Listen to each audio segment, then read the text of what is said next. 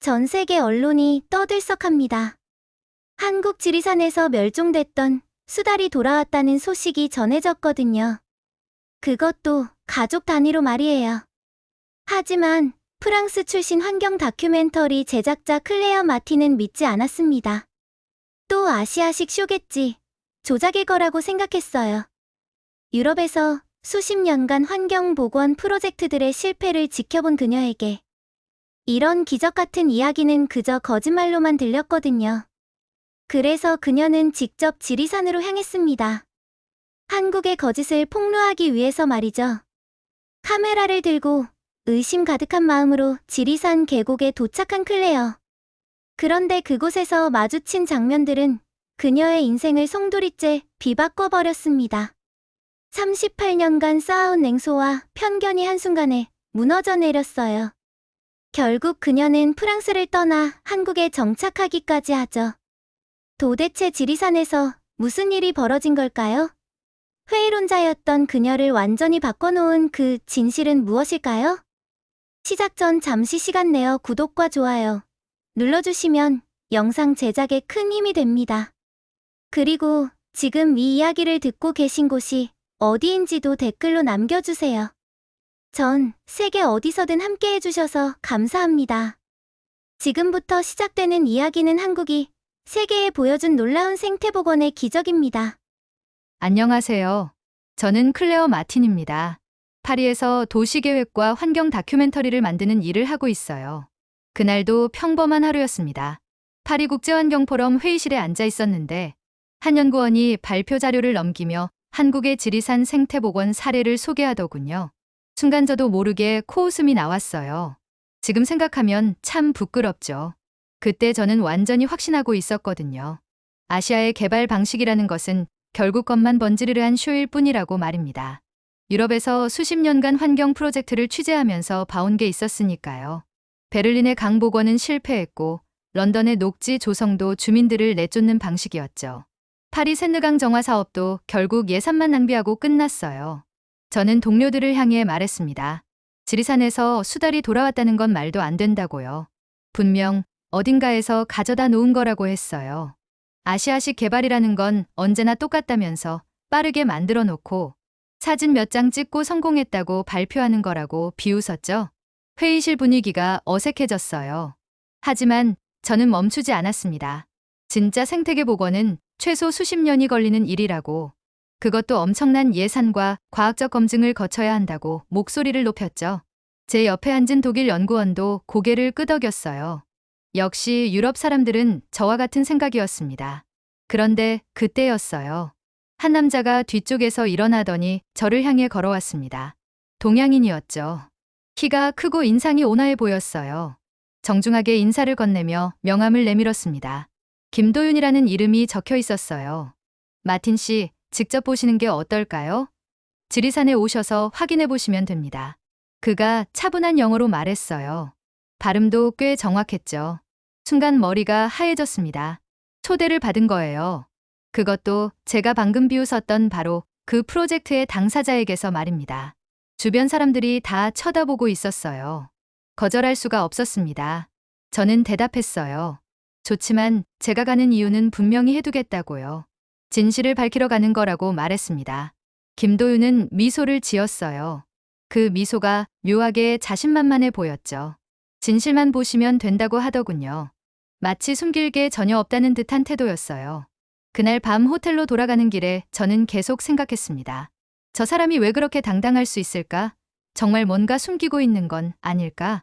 아니면 제가 너무 성급하게 판단한 걸까? 머릿속이 복잡했어요. 집으로 돌아가서 곧바로 한국행 항공편을 예약했습니다. 이번 기회에 제대로 폭로해보자고 다짐했어요. 한국의 허상을 세계에 알리는 다큐멘터리를 만들겠다고 마음먹었죠. 카메라와 녹음 장비를 챙기면서도 확신에 차 있었습니다. 분명히 조작된 증거들을 찾을 수 있을 거라고 생각했어요. 인공적으로 만들어진 환경, 연출된 동물들, 거짓말로 포장된 성공 스토리까지 모든 걸 다 까발리겠다고 각오를 단단히 했습니다. 비행기에 오르면서 마지막으로 생각한 건 이거였어요.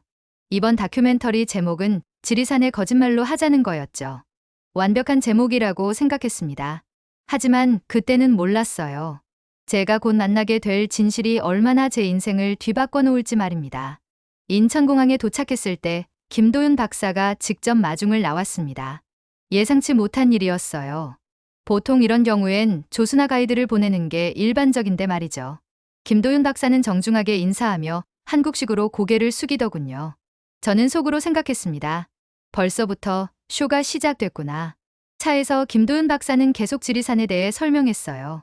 어떻게 복원 프로젝트가 시작됐는지, 주민들과 어떤 과정을 거쳤는지 자세히 이야기하더군요. 저는 하나하나 녹음하면서 들었습니다. 나중에 거짓말인지 확인해 보려고요. 서울에서 지리산까지는 몇 시간이 걸렸어요.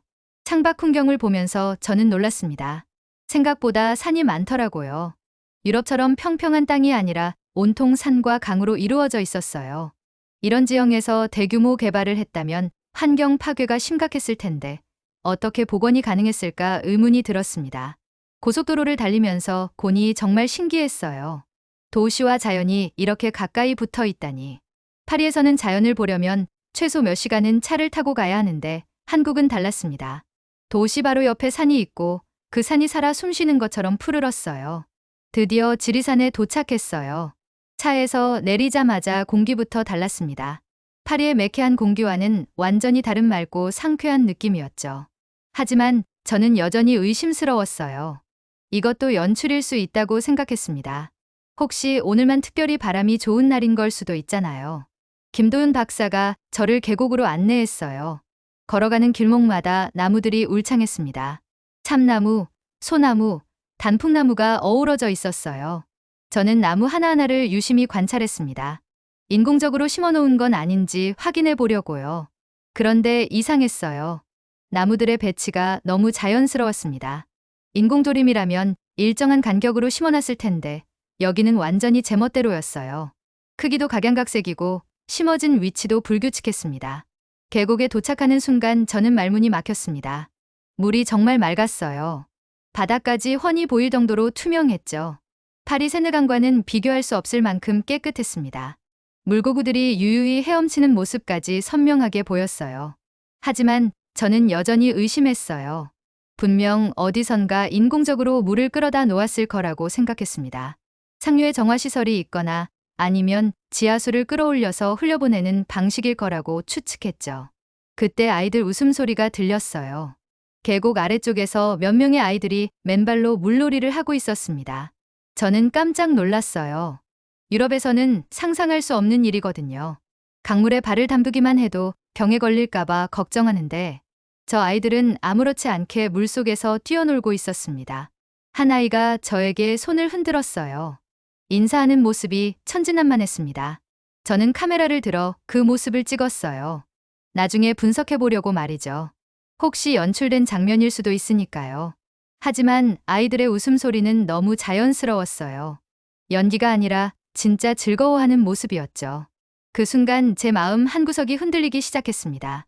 김도윤 박사는 이 아이들이 매일 이 계곡에서 놀고 있다고 설명했어요. 학교 마치고 오면 자연스럽게 물가로 향한다고 하더군요. 부모들도 전혀 걱정하지 않는다고 했습니다. 저는 속으로 생각했어요. 정말 이 물이 안전한 걸까? 아니면 부모들이 너무 무책임한 건 아닐까?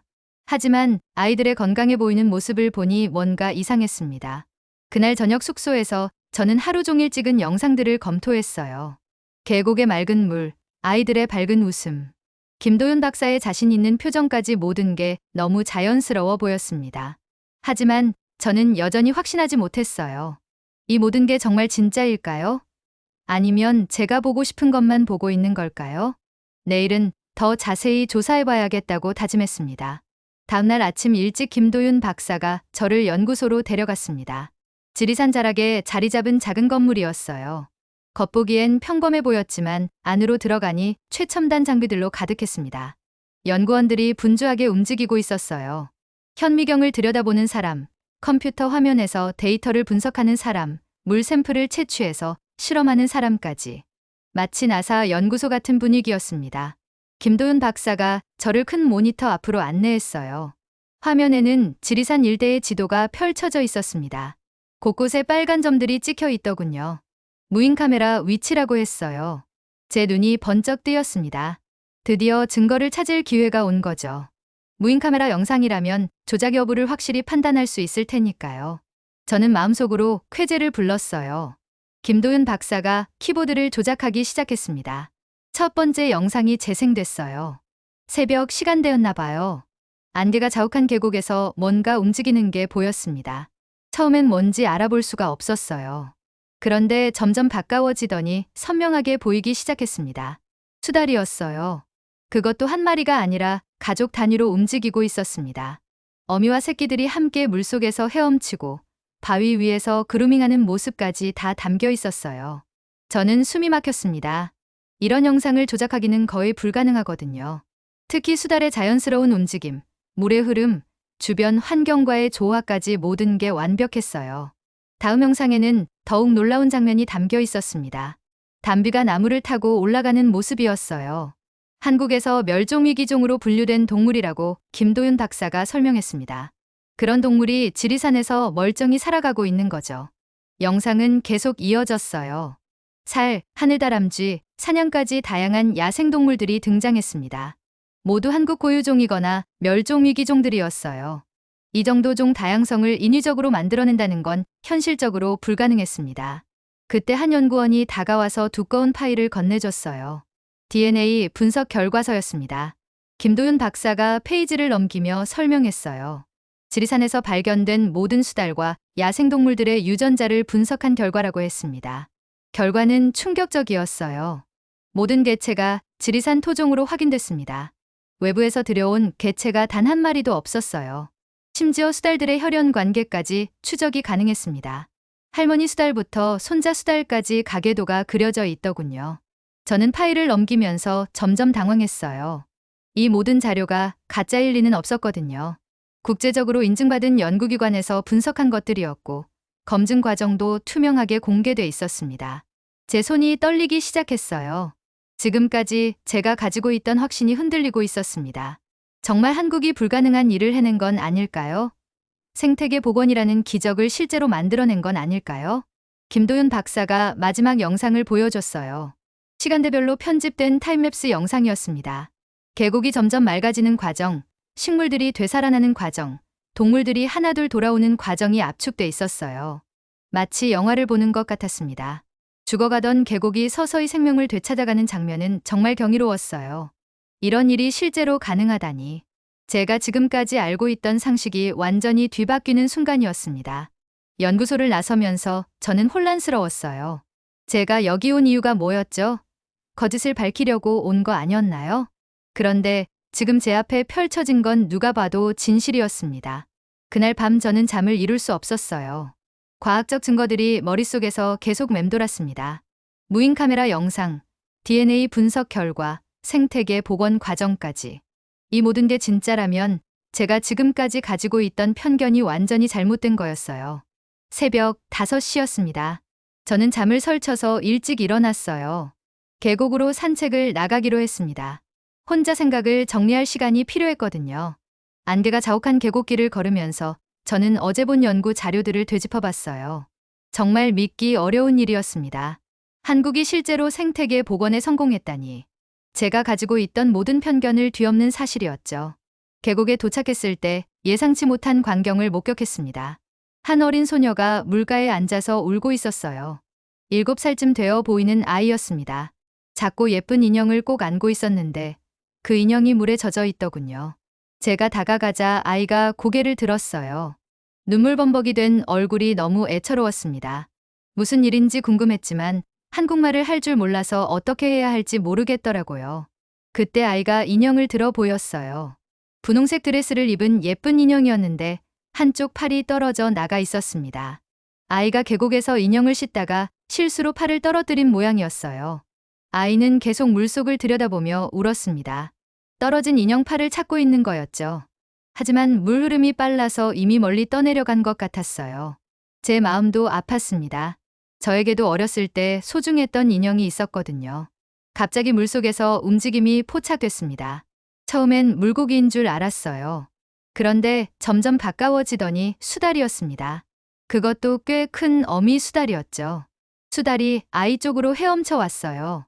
입에 뭔가를 물고 있었습니다. 저는 숨을 죽이고 지켜봤어요. 정말 믿기 어려운 일이 일어나고 있었거든요. 어미 수달이 물과 가까이 와서 입에 물고 있던 것을 놓았습니다. 인형의 팔이었어요. 분홍색 작은 팔이 물 위에 둥둥 떠 있었습니다. 수달이 직접 가져다 준 거였어요. 아이가 깜짝 놀라서 일어섰습니다. 그리고는 수달을 보며 환하게 웃었어요. 눈물이 마르지도 않았는데 벌써 웃음꽃이 피었습니다. 아이가 조심스럽게 인형 팔을 건져 올렸어요. 어미 수달은 잠시 아이를 바라보더니 다시 물속으로 들어갔습니다. 마치 자신의 새끼를 도와준 것처럼 자연스럽게 행동했어요. 아무것도 바라지 않고 그냥 도움을 준 거였습니다. 아이가 인형을 다시 완전하게 만들었어요. 팔을 끼우고 드레스를 정리하며 행복해했습니다. 그리고는 물가를 향해 작은 손을 흔들었어요. 그때 제가 들은 말을 평생 잊을 수 없을 것 같아요. 아이가 수달을 향해 외쳤습니다. 고마워. 그 한마디에 제 가슴이 무너졌어요. 순수한 감사의 마음이 담긴 목소리였습니다. 계산도 없고 조건도 없는 진심 어린 고마움이었죠. 저는 그 자리에서 눈물이 쏟아져 나왔어요. 이게 바로 지리산의 진실이었습니다. 인간과 자연이 서로 돕고 사는 모습이었어요. 수달은 아이를 도왔고 아이는 진심으로 고마워했습니다. 이보다 더 아름다운 공존의 모습이 있을까요? 아이가 저를 보더니 인형을 들어 보였어요. 다시 완전해진 인형을 자랑하는 것 같았습니다. 저도 엄지손가락을 들어 올리며 웃어줬어요. 언어는 달랐지만 마음은 통했습니다. 그 순간 저는 깨달았어요. 제가 지금까지 찾고 있던 건 거짓이 아니라 진실이었습니다. 한국이 만들어낸 기적은 거짓이 아니었어요. 정말로 자연과 인간이 함께 살아가는 세상을 만들어낸 거였습니다. 계곡을 떠나면서 저는 마음이 완전히 바뀌었음을 느꼈어요. 더 이상 의심하지 않기로 했습니다. 대신 이 아름다운 진실을 세상에 알리고 싶었어요. 아이와 수달의 기적 같은 만남을 본 후 저는 완전히 달라졌습니다. 더 이상 거짓을 찾으려 하지 않았어요. 대신 어떻게 이런 일이 가능했는지 진짜 이유를 알고 싶어졌습니다. 김도윤 박사에게 부탁했어요. 지역 주민들을 만나보고 싶다고 말이죠. 복원 과정에서 실제로 어떤 일들이 있었는지 직접 들어보고 싶었습니다. 분명 그 속에 진짜 비밀이 숨어 있을 거라고 생각했거든요. 마을 회관으로 향했습니다. 생각보다 많은 주민들이 모여 있었어요. 할아버지, 할머니부터 젊은 부모님들까지 다양한 연령층이었습니다. 모두 제가 온다는 소식을 듣고 기다리고 있었다고 하더군요. 박준호 어르신이 대표로 나서서 이야기를 시작했어요. 70대 초반쯤 되어 보이는 분이었는데 목소리가 힘차고 눈빛이 살아있었습니다. 어제 계곡에서 만난 하늘이가 바로 이분의 손녀더라고요. 박준호 어르신은 처음부터 솔직하게 말했습니다. 복원사업 초기에는 반대했다고 하더군요. 당연한 일이었어요. 대부분의 주민들이 그 일대에서 작은 가게나 민박을 운영하며 생계를 꾸려가고 있었으니까요. 개발이 중단되고 복원이 시작되면 관광객이 줄어들 거라고 걱정했다고 해요. 수십 년간 이곳에서 살아온 사람들에게는 당장의 생계가 더 중요했죠. 환경복원이라는 거창한 명분보다 말입니다. 하지만 김도윤 박사와 연구팀은 다른 방식으로 접근했어요. 강제로 밀어붙이지 않았습니다. 대신 수천 번의 대화를 시작했어요. 마을 회관에서, 개인 집에서, 식당에서, 길거리에서 주민들과 끊임없이 만났습니다. 처음엔 1시간씩 만났대요. 그 다음엔 2시간, 3시간씩 대화했고요. 때로는 밤새도록 이야기를 나누기도 했습니다. 연구진들이 주민들의 걱정을 하나하나 들어주고 함께 해결책을 찾아나갔어요. 가장 큰 변화는 일자리 문제 해결이었습니다. 단순히 개발을 막는 게 아니라 새로운 기회를 만들어준 거예요. 생태관광 가이드, 자연해설사, 친환경 농업 컨설턴트 같은 직업들이 생겨났습니다. 박준호 어르신도 새로운 일을 시작했어요. 지리산 생태 해설사가 된 거죠. 평생 이 지역에서 살면서 쌓은 경험과 지식이 보물 같은 자산이 된 겁니다. 오히려 전보다 수입이 늘어났다고 하더군요. 주민들의 증언을 들으면서 저는 감탄했어요. 이건 단순한 환경 복원이 아니었습니다. 사람과 사람 사이의 신뢰를 쌓는 과정이었어요. 서로 다른 입장을 이해하고 함께 답을 찾아가는 과정이었습니다. 한 아주머니가 말씀하시더군요. 처음엔 연구진들이 서울에서 온 엘리트들이라고 생각해서 경계했다고 해요. 하지만 직접 만나보니 전혀 다른 사람들이었습니다. 주민들의 이야기를 진심으로 들어주고 함께 고민해주는 사람들이었어요. 연구진들도 주민들에게 많이 배웠다고 했습니다. 책으로만 알던 지식이 아니라 살아있는 경험을 전수받은 거죠. 어느 시기에 어떤 동물들이 나타나는지, 물의 흐름이 어떻게 변하는지, 계절별로 산의 모습이 어떻게 달라지는지 모든 걸 배웠어요. 이런 과정이 무려 3년 넘게 계속됐습니다. 그 결과 주민들의 마음이 바뀌었어요.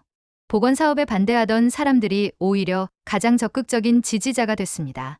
박준호 어르신이 마지막으로 한 말이 인상 깊었어요. 지리산 복원은 자연만 치유한 게 아니라고 하시더군요.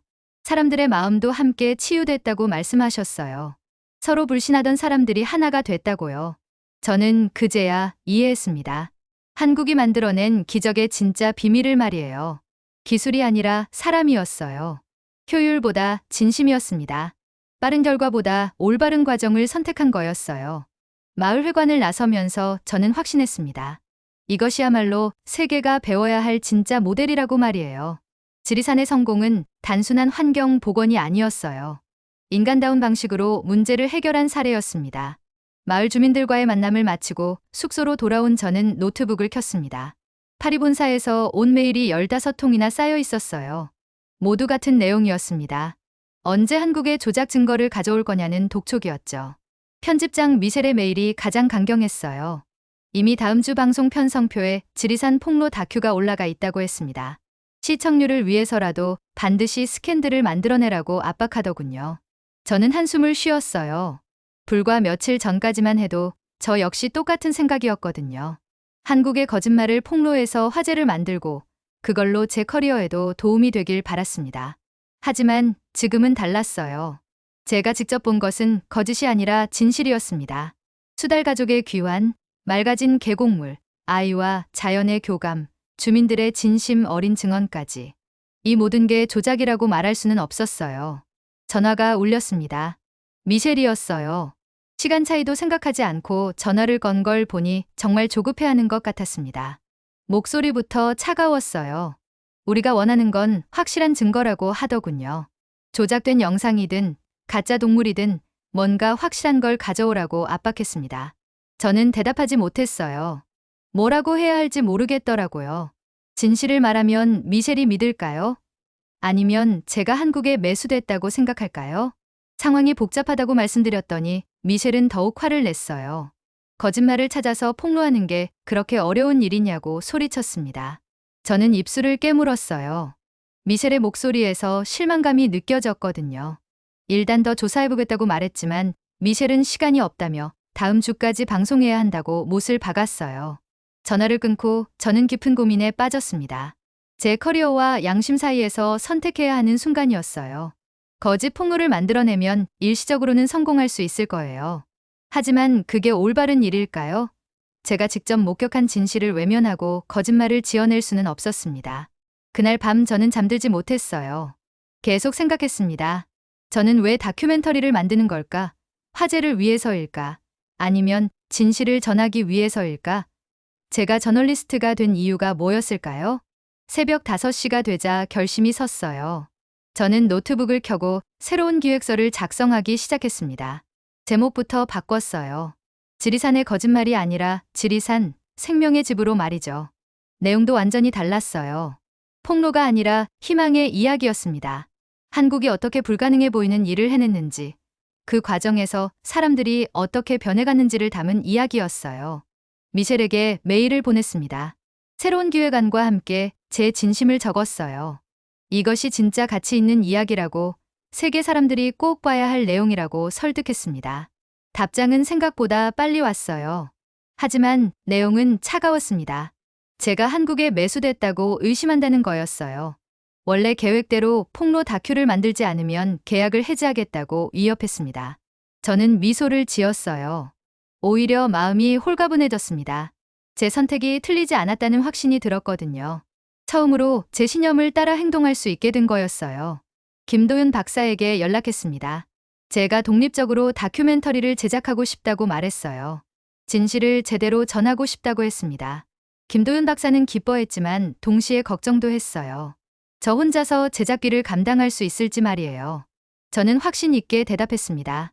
돈이 문제가 아니라고요. 진실을 전하는 것이 더 중요하다고 말했어요. 설렁적자를 본다 해도 후회하지 않겠다고 다짐했습니다. 그날부터 저는 완전히 새로운 사람이 됐어요. 폭로자가 아니라 증언자가 된 거죠. 세상에 희망을 전하는 메신저로 거듭난 겁니다. 독립제작 결심을 한 후 저는 더욱 열정적으로 취재에 임했습니다. 지리산의 진실을 세상에 제대로 알리고 싶었거든요. 제 개인 자금을 털어서라도 완성하겠다고 마음먹었어요. 김도윤 박사와 함께 지리산 곳곳을 누렸습니다. 복원 이전과 이후를 비교할 수 있는 모든 자료를 수집했어요. 과학적 데이터, 주민 인터뷰, 무인 카메라 영상까지 빠뜨린 게 없었습니다. 가장 감동적이었던 건 시간의 흐름을 담은 영상들이었어요. 같은 장소를 복원 전후로 찍은 사진들을 비교하니 정말 극적이더라고요. 황폐했던 계곡이 생명력 넘치는 공간으로 변한 모습은 그 자체로 기적이었습니다. 다큐멘터리 편집을 마치고 저는 고민했어요. 이걸 어떻게 세상에 알릴까? 파리 본사와는 관계가 끊어졌고 개인적으로 배급할 채널도 마땅치 않았습니다. 그때 김도윤 박사가 제안했어요. 국제환경학술대회에서 발표해보면 어떻겠냐고 하더군요. 마침 런던에서 열리는 대규모 컨퍼런스가 있다고 했습니다. 세계 각국의 연구자와 언론인들이 참석하는 자리였어요. 저는 즉시 신청서를 제출했습니다. 다행히 승인이 났어요. 지리산 생태복원 사례 발표라는 제목으로 세션을 배정받았습니다. 런던으로 떠나는 날 저는 떨렸어요. 제 인생이 완전히 바뀔 수도 있는 순간이었거든요. 성공하면 새로운 시작이 될 테고 실패하면 커리어가 끝날 수도 있었습니다. 컨퍼런스 회장에 들어서니 수백 명의 참가자들이 앉아 있었어요. 유럽, 미국, 아시아에서 온 전문가들이었습니다. 제가 서 있는 무대에서 내려다보니 정말 장관이었어요. 발표를 시작했습니다. 처음엔 떨렸지만 지리산 이야기를 하기 시작하니 목소리에 힘이 실렸어요. 제가 직접 본 것, 느낀 것을 진심을 다해 전했습니다. 수달 가족의 귀한 영상을 보여줬을 때 회장이 조용해졌어요. 하늘이가 인형을 찾는 장면에서는 누군가 탄성을 내뱉기도 했습니다. 박준호 어르신의 인터뷰 영상에서는 박수가 터져 나왔어요. 가장 큰 반응을 보인 건 주민 합의 과정을 설명할 때였습니다. 3년 넘게 대화하고 설득한 이야기를 들려주니 참가자들이 고개를 끄덕이더군요. 이런 방식의 개발이 가능하다는 걸 처음 알게 됐다는 반응이었어요. 발표를 마치자 질문이 쏟아졌습니다. 정말 조작이 아니냐는 의심부터 다른 지역에도 적용할 수 있느냐는 관심까지 다양했어요. 저는 하나하나 성실하게 답변했습니다. 가장 인상 깊었던 질문은 독일 연구자가 한 거였어요. 기술이 아니라 공동체의 합의가 핵심이라는 제 말이 정말 맞느냐고 물었습니다. 저는 확신 있게 대답했어요. 바로 그것이 한국 모델의 특별함이라고요. 발표 후 여러 언론사에서 인터뷰 요청이 왔어요. BBC, CNN, 가디언지까지 관심을 보였습니다. 저는 모든 인터뷰에 응했어요. 지리산의 진실을 더 많은 사람들에게 알리고 싶었거든요. 특히 BBC 인터뷰가 화제가 됐어요. 진행자가 처음엔 의심스럽다는 투로 질문했는데 제가 보여준 증거들을 보고는 완전히 태도가 바뀌었습니다. 이런 일이 정말 가능하냐며 놀라워했어요. 그 인터뷰가 방송된 후 세계 각국에서 연락이 오기 시작했습니다. 런던, 베를린, 뉴욕의 도시 계획가들이 지리산 모델을 도입하고 싶다고 했어요. 한국의 방식을 배우러 오겠다는 연구자들도 많았습니다. 가장 놀라웠던 건 UN 환경계획처에서 온 제안이었어요. 지리산 모델을 전 세계에 확산하는 프로젝트에 참여해달라고 하더군요. 제가 총괄 컨설턴트 역할을 맡아달라는 거였습니다. 호텔 방에서 혼자 있을 때 저는 울었어요. 기쁜 눈물이었습니다. 몇 주 전만 해도 한국을 조롱하려 했던 제가 이제는 한국의 성공을 세계에 알리는 역할을 하게 된 거예요. 그날 밤 김도윤 박사에게 전화를 걸었습니다. 런던에서 일어난 모든 일을 자세히 알려드렸어요. 김도윤 박사도 너무 기뻐하시더군요. 지리산 수달들이 전 세계 언론의 일면을 장식하게 될 줄 누가 알았겠냐고 웃으셨어요. 이제 정말 새로운 시작이었습니다. 한국의 희망이 세계의 희망이 되는 순간이었어요. 런던에서의 성공 이후 제 인생은 완전히 달라졌습니다. 세계 각국에서 강연 요청이 쏟아졌고 지리산 모델을 배우러 오는 연구자들도 끊이지 않았어요. 하지만 저에게는 더 중요한 일이 있었습니다. 한국에서 본 그 진실을 계속 전파하는 것이었어요. 그래서 결심했습니다. 아예 한국에 정착해서 살기로 말이죠. 김도윤 박사는 제 결정을 듣고 깜짝 놀랐어요. 파리에서 성공적으로 활동하던 제가 한국으로 오겠다니 믿기 어렵다고 하더군요. 하지만 저는 확신했습니다. 여기서 해야 할 일이 더 많다고요. 서울에 작은 사무실을 마련했습니다. 지리산 모델 글로벌 프로젝트 본부라는 이름을 붙였어요. UN 환경계획처와의 협력으로 시작된 이 프로젝트는 제 생애 최대의 도전이었습니다. 첫 번째 성과는 독일에서 나왔어요. 베를린시 당국이 슈프레강 복원에 지리산 방식을 적용하기로 했습니다. 강제 이주가 아니라 주민 합의를 통한 복원이었어요. 독일 연구진이 직접 지리산에 와서 몇 달간 체류하며 노하우를 배워갔습니다. 영국에서도 움직임이 있었어요. 템스강 지류 복원 프로젝트에서 한국식 주민 참여 모델을 도입했습니다. 처음엔 회의적이던 런던 시민들도 점차 변화하기 시작했어요. 가장 놀라운 일은 프랑스에서 일어났습니다. 그 미셸이 직접 연락을 해온 거예요. 제가 만든 지리산 다큐멘터리가 칸 국제영화제에서 환경 다큐 부문대상을 받았다는 소식이었습니다. 미셸은 사과했어요. 자신이 틀렸다고 인정하더군요. 그리고는 프랑스에서도 비슷한 프로젝트를 시작하고 싶다고 했습니다. 샌느강 일부 구간에 지리산 모델을 적용해보겠다는 거였어요. 하지만 가장 의미 있는 성과는 다른 곳에서 나왔습니다. 스페인의 작은 마을에서 시작된 일이었어요. 그곳 주민들이 제 다큐멘터리를 보고 감동받아서 직접 행동에 나선 거였습니다. 오염된 지역강을 복원하면서 한국식 방법을 썼어요. 주민들끼리 수없이 만나서 대화하고 합의점을 찾아 나갔습니다. 그 결과 1년 만에 물고기가 돌아왔다고 하더군요. 더욱 놀라운 소식이 들려왔습니다. 그 스페인 강에서 수달이 발견됐다는 거예요. 수십 년 전에 사라졌던 수달이 다시 나타난 겁니다. 마치 지리산에서 일어난 기적이 유럽에서도 재현된 거였어요. 이 소식을 들었을 때 저는 소름이 돋았어요. 정말로 희망이 전파되고 있구나 싶었습니다. 한국에서 시작된 작은 변화가 대서양을 건너 유럽까지 퍼져나간 거였어요. 그해 말 저는 지리산을 다시 찾았습니다. 1년 전 처음 왔을 때와는 완전히 다른 마음이었어요. 의심하며 왔던 그때와 달리 이제는 감사한 마음으로 왔습니다. 계곡은 더욱 아름다워져 있었어요. 수달 가족도 늘어났다고 김도윤 박사가 알려줬습니다. 이제는 할아버지 할머니 수달까지 포함해서 3대가 함께 살고 있다고 하더군요. 하늘이도 만났어요. 1년 사이 많이 자란 모습이었습니다. 여전히 그 인형을 소중히 간직하고 있더라고요. 저를 보자 환하게 웃으며 인사해줬어요. 그 순간 제가 왜 이 일을 하고 있는지 다시 한번 깨달았습니다. 박준호 어르신도 건강하셨어요. 이제는 국제적으로 유명한 생태 해설사가 되셨다고 하더군요. 세계 각국에서 온 연구자들을 안내하느라 바쁘다고 웃으셨습니다. 그날 저녁 지리산을 내려다보며 저는 생각했어요. 1년 전 이곳에 와서 거짓을 찾으려 했던 제가 참 어리석었다고요. 정작 여기 있었던 건 인류가 나아갈 방향을 제시하는 진실이었는데 말이에요. 지금도 제 사무실에는 전 세계에서 연락이 옵니다. 지리산 모델을 배우고 싶다는 도시들, 비슷한 프로젝트를 시작하겠다는 단체들, 함께 일하자는 연구자들까지. 하루하루가 새로운 희망으로 가득합니다. 때로는 생각해요. 만약 그때 김도윤 박사의 초대를 거절했다면 어땠을까요? 편견에 사로잡혀 진실을 외면했다면 어땠을까요? 상상만 해도 끔찍합니다. 지금의 저는 더 이상 의심하는 기자가 아닙니다. 희망을 전파하는 메신저가 됐어요. 지리산에서 시작된 기적이 온 세상으로 퍼져나가도록 돕는 사람이 된 겁니다. 그리고 확신합니다. 이것은 시작일 뿐이라고요. 한국이 보여준 가능성이 전 세계로 확산돼서 더 나은 지구를 만들어갈 거라고 믿습니다. 지리산에서 시작된 작은 기적이 이제 전 세계로 퍼져나가고 있습니다. 클레어 마틴의 용기 있는 선택 덕분에 한국의 진실이 세상에 알려졌고 수많은 나라들이 이 모델을 따라하고 있어요. 여러분은 어떻게 생각하시나요? 정말 기술보다 진심이, 효율보다 사람이 더 중요한 걸까요? 댓글로 여러분의 생각을 들려주세요. 그리고 이런 희망적인 이야기들을 더 많이 보고 싶으시다면 구독 버튼을 꼭 눌러주세요. 알림 설정까지 해두시면 새로운 영상을 놓치지 않으실 거예요. 좋아요도 잊지 마시고요. 여러분의 작은 클릭 하나가 더 많은 사람들에게 이런 감동적인 이야기를 전하는 힘이 됩니다. 마지막으로 이 영상이 도움이 되셨다면 주변 분들과도 꼭 공유해주세요. 특히 환경에 관심 있는 분들, 희망적인 이야기를 듣고 싶어하는 분들에게 말이에요.